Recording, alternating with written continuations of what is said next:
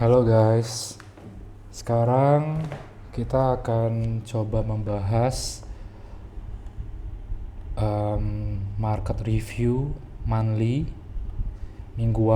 market review mingguan, untuk kita lihat pandangannya, analisanya, strateginya, bagaimana kita mempersiapkan untuk next week market forex next week's Euro USD.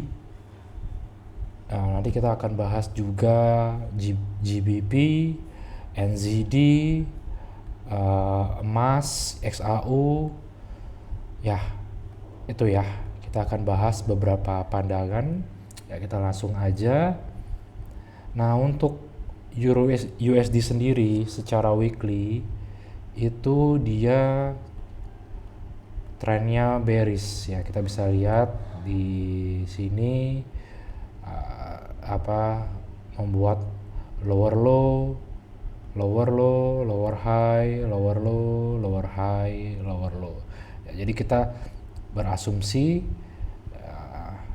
market Euro USD akan mencari lower high-nya. Nah, ini kita akan expect dia akan bergerak naik mencari area demand di order block area di sini ya. Untuk weekly kurang lebih di sana area demandnya ya, di sini. Jadi dia punya target kurang lebih hampir 300 pips ya, 300 pips untuk bisa mengalami kenaikan ya, tapi ini kita situasional juga ya, tapi kurang lebih dia akan mencari area demand dari demand weekly ini ya. Oke, kita turun ke daily. Nah, jadi kita harus menganalisa time frame per time frame, jadi kita harus lihat gambaran besar pergerakan market ini dari mana dan kemana, karena sebagian orang hanya langsung bermain pada time frame kecil tanpa melihat dia sedang di time frame mana, dia sedang di arah mana selama ini, sekarang ini.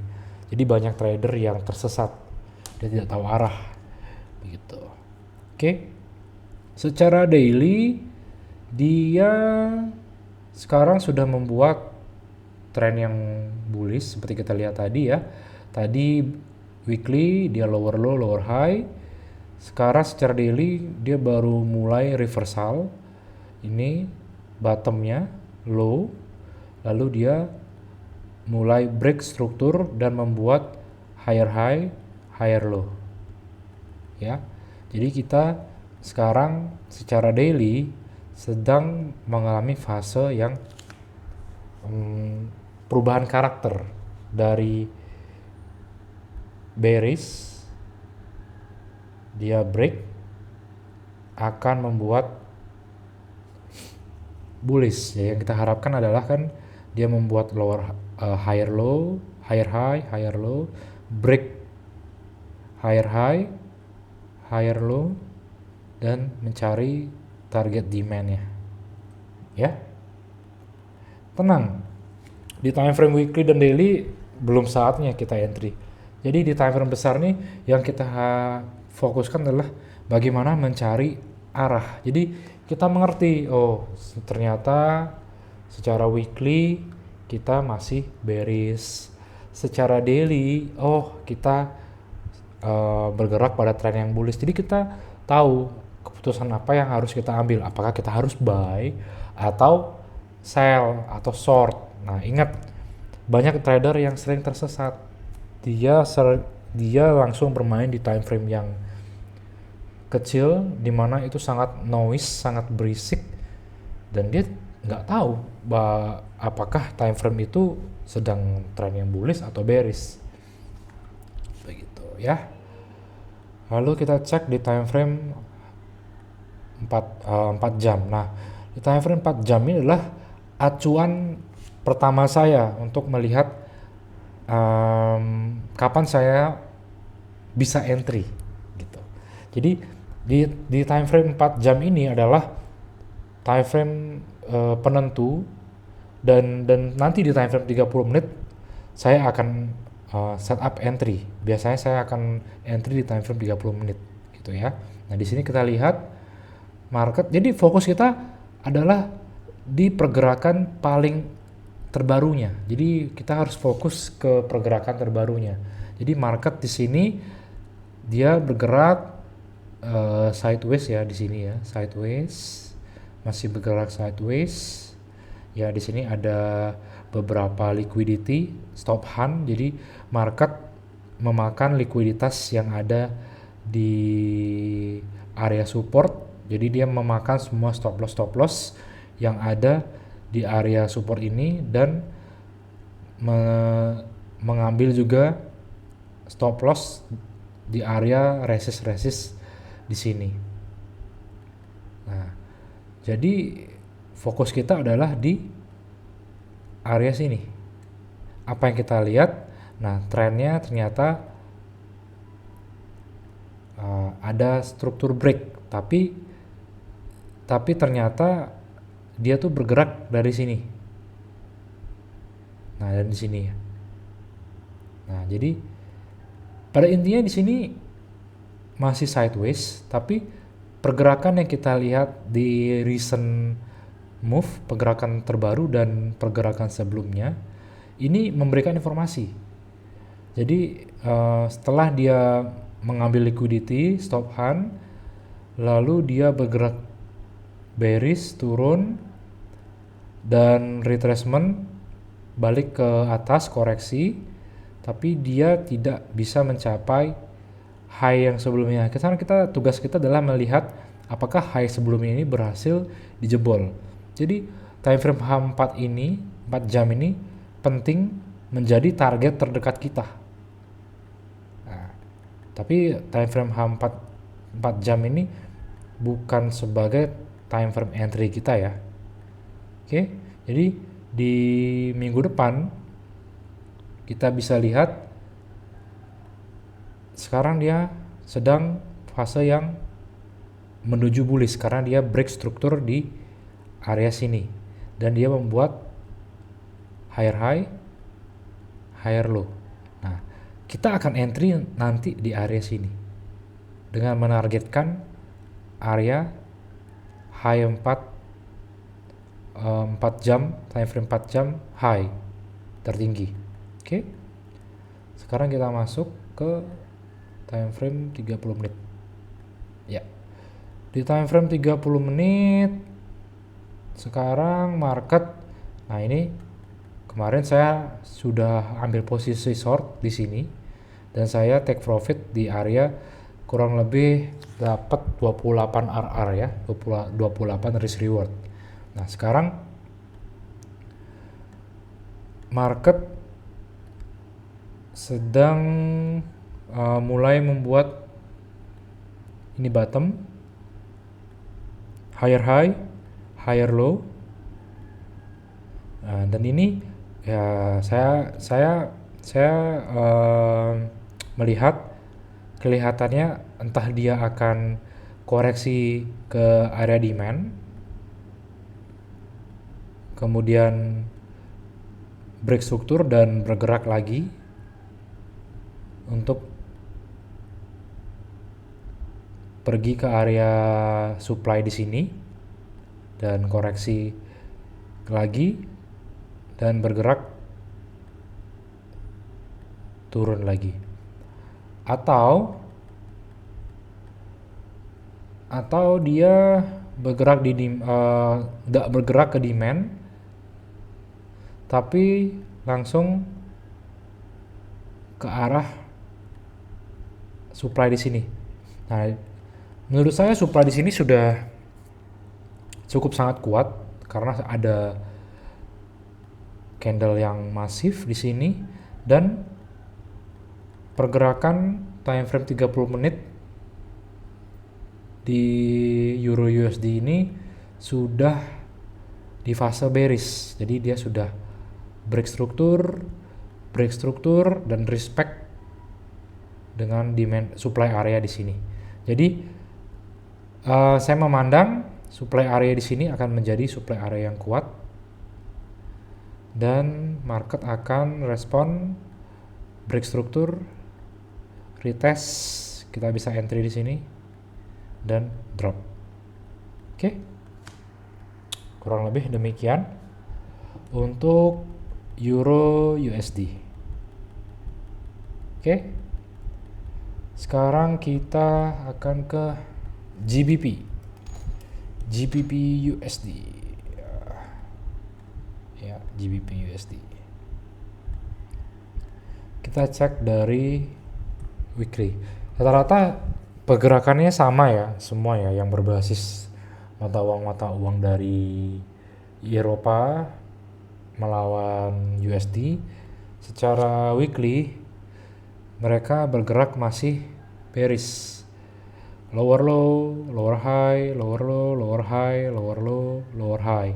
Lower low, dan saya berekspektasi dia akan mencari area supply weekly-nya ya. Oke. Daily. Nah, secara daily juga trennya bullish, mulai perubahan karakter. Nah, ini tapi kita perhatikan secara weekly kita masih di tren yang bullish ya, itu penting. Makanya setiap pergerakan saya buat range-nya. Jadi saya tahu trading range saya tuh di mana. Nah, tinggal pasang daily high-nya di mana, daily low-nya di mana. Nah, ini ya.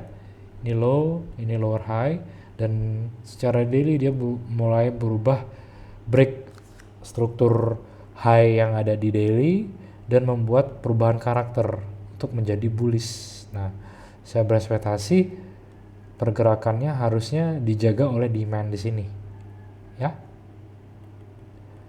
Berarti nanti secara H4 time frame 4 jam ya di sini pergerakannya harusnya bearish karena dia menarget demand di sini. Oke. Kita lihat sekarang H4 ya. Secara H4 kita bergerak bearish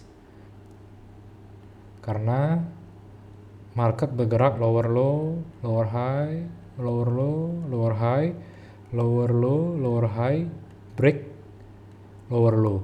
Nah, saya berekspektasi market akan menuju ke arah sini, ke supply. Artinya secara 30 menit harusnya dia bullish sampai dia bertemu area supply di sini dan kita bisa entry di sini dan kembali ke area demand yang tadi kita bilang, yang kita bahas tadi. Area daily ya. Di sini ya. Atau juga bisa di area daily sini. Ya. Tapi struktural breaknya mulai dari sini. Yang dimulai dari candle di sini. Candle di sini tidak break struktur apa-apa. Jadi tetap menurut saya yang kuat adalah area di sini. Nah, jadi secara 4 jam, nanti secara 30 menit dia akan bullish, respect supply di sini, dan dia akan mentargetkan area demand daily di bawah. Oke.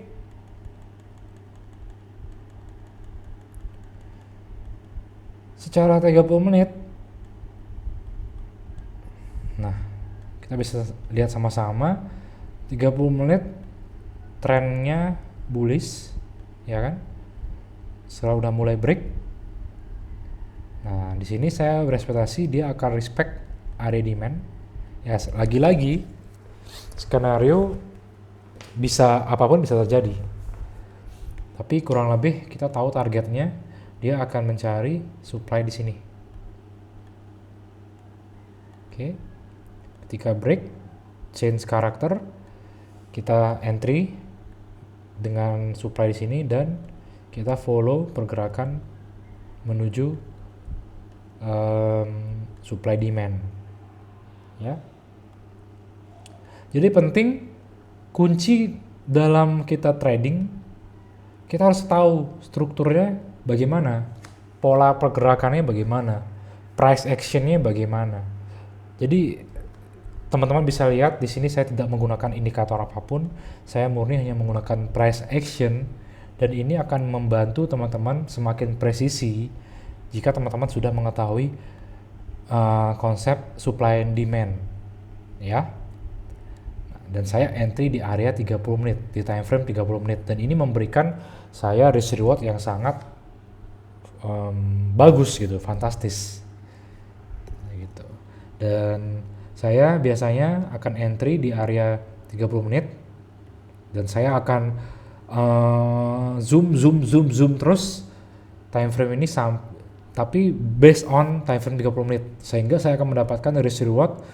Biasanya minimal saya akan cari reward risk itu sebesar 2,25 2,5 pips sampai mentok-mentok itu 4 pips. Nah, dan saya target pertama itu resisten di support di 4 jam. Jika trade-nya berjalan mulus, berarti saya akan targetkan area daily. Nah, teman-teman bisa lihat nggak risk reward yang mungkin saya bisa dapatkan jika trade ini berjalan mulus dengan risiko yang kecil dan reward yang besar. Nah, tentu harus ada teknik yang membuat kita yakin, membuat kita tahu di mana entry itu menjadi presisi. Nah, jadi kita menjadi sniper di sini. Nah, tapi kebanyakan orang kan masih entry dengan stop loss yang begitu lebar. Contoh, ini kita lihat ya perbandingannya. Kalau kita entry dengan stop loss 4 pips, bandingkan dengan stop loss orang biasanya, katakanlah paling ideal rata-rata orang itu stop loss di 50 pips. Ya, 50 pips. Kita lihat perbandingannya. Hanya dapat reward 7 kali lipat. Ya, jadi ya itu balik lagi ya ke positioning size. Jadi dengan kita trading barangkali hitungan jam, tapi kita sudah bisa dapat risk reward yang hampir fantastis, yang sangat fantastis gitu loh. Dibandingkan kita trading dengan ketidakpresisian, kita menggunakan stop loss yang sangat lebar, reward kita hanya 7 kali lipat. Jadi ya cukup lama ya. Jadi kita harus swing seperti itu. Jadi kita harus hold begitu lama. Nah, kita di sini bermain manajemen uang dan manajemen waktu. Bagaimana kita mengorbankan risiko yang kecil menggunakan size lot yang optimal, tapi dengan jangka waktu yang sangat singkat, menghasilkan hasil yang besar. Nah, itulah konsep supply and demand. Oke?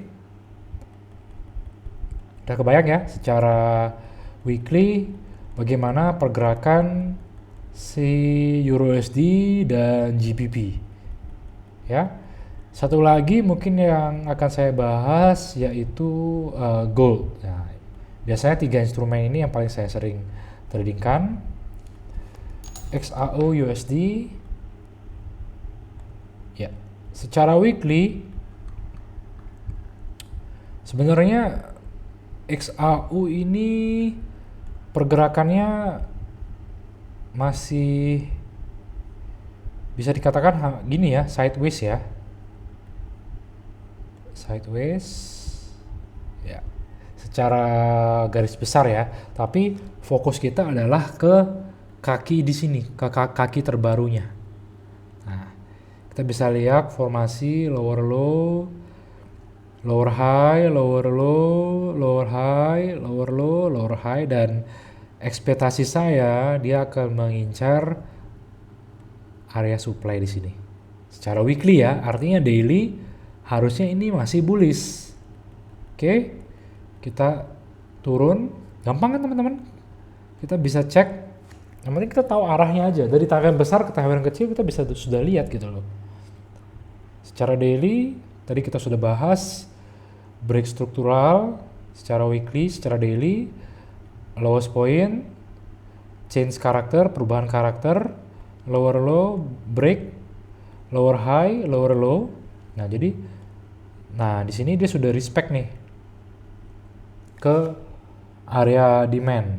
Nah, harusnya di time frame 4 jam harusnya dia bergerak lagi, menargetkan weekly supply di sini gitu ya. Nah, sekarang kita cek lagi bagaimana time frame 4 jamnya. Cara time frame 4 jam kita bisa lihat dia struktural major break dan minor break ya. Dan saya berekspektasi dia akan respect di area demand di sini. Nah, artinya secara time frame 30 menit dia masih bearish sebelum terjadi ada perubahan karakter, perubahan tren. Baru kita bisa entry. Nah, penting ya teman-teman, penting. Nah, kita turun dulu ke time frame 30 menit. Jangan pernah menunggu jika kita sudah tidak dapat entry sell di sini. Kita jangan fokus ke low-nya, tapi kita fokus ke high-nya. Jadi bagaimana dan kapan high ini jebol. Nah, ini baru fresh opportunity. Nah, kalau kita fokus ke menunggu low-nya, nanti kadang kita lupa bahwa tren itu sudah berubah karena dia sudah mau dekat sama demand area.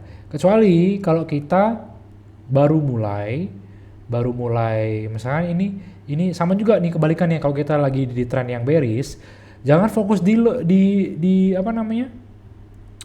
Kalau kita lagi di tren yang bullish, jangan fokus di low-nya. Di high-nya. Tapi kita fokus di low-nya. Jadi kita cari perubahan karakter. Kalau kita fokus di high, pengen buy terus, kadang kita akan kesabet gitu loh. Bahwa market ini akan berubah karakter. Nah, kalau kita menunggu perubahan karakter dari bullish menjadi bearish, kita dapat pergerakan yang fresh. Nah, di sini kita bisa entry. Gitu ya teman-teman ya. Jadi secara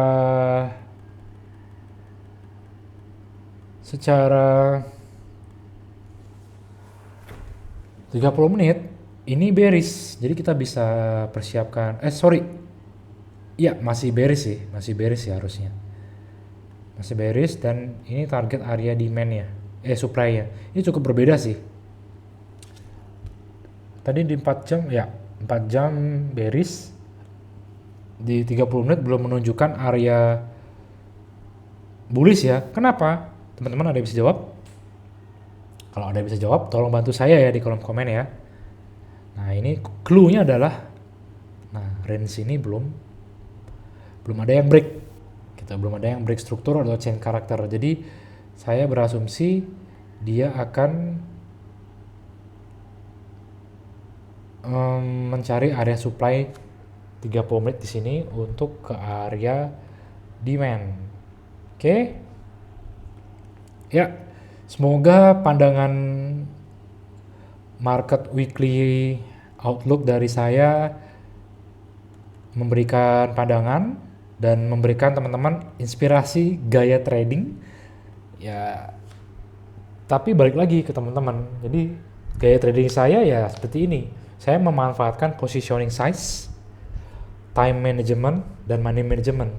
Saya trading dengan jumlah lot yang maksimal, loss resiko yang minim, dan efisiensi waktu. Sekarang tinggal teman-teman boleh pelajari. Gitu.